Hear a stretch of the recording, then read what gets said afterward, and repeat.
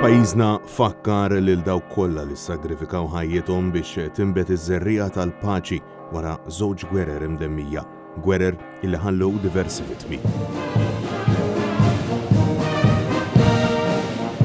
L-ħadd filgħodu fil-pajjiżi kollha tal-Commonwealth inkluż Malta ġie ċċelebrat jum it-Tifkira magħrufa wkoll bħala il-Poppy Day. Dan kif sa mill-1919 meta din it-tradizzjoni ngħatat bidu mir-George V din il-ġurnata jitfakkar jum il-waqfien mill-ġlied sena qabel tal-ewwel gwerra dinjija.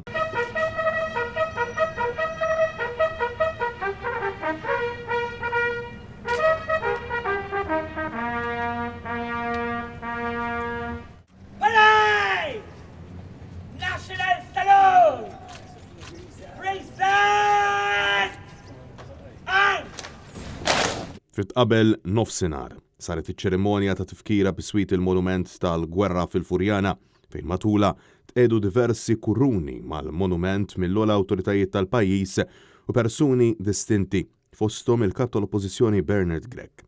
Fil-waqt li l-Forzi Armati ta' Malta u kontingent mill-Korp tal-Pulizija jiffurmaw flimkien Gwardja tal-Unur għal waqt iċ-ċerimonja. Għal din l-okkażjoni saret qudiesa konċelebrata fil-Konkatedral ta' San Ġwan fil-Belt Valletta mexxija mill-Arċisqof ta' Malta Charles Scicluna fejn matula saħaq dwar l-importanza li l-għażliet politiċi jkunu għaqlin u insista li mhux il-gwerra biss taħtaf ħajjet in-nies. L-għażliet tal-politiċi tal-lum u tal-ġenerazzjonijiet ta' għada jridu jkunu għażliet favur il-ħajja mill-bidu sal-aħħar.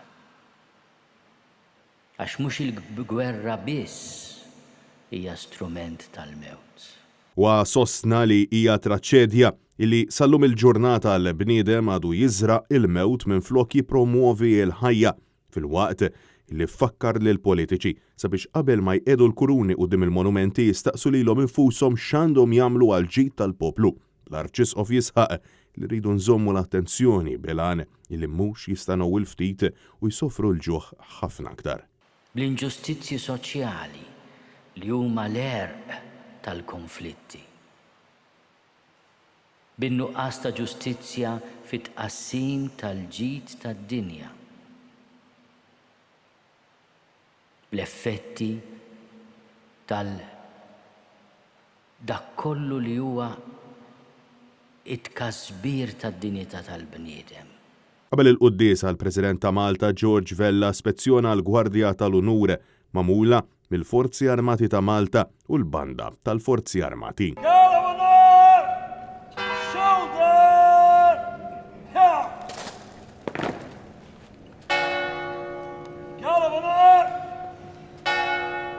Ta' min ninnotaw li kawża ta' ċirkustanzi preżenti li ilna nħabtu wiċċna magħhom għal dawn l-aħħar sena u 8 xhur, il-kontingent tal-Forzi Armati u tal-Pulizija kienu ridotti għal numru minimu, l-istess il-Banda tal-Forzi Armati ta' Malta.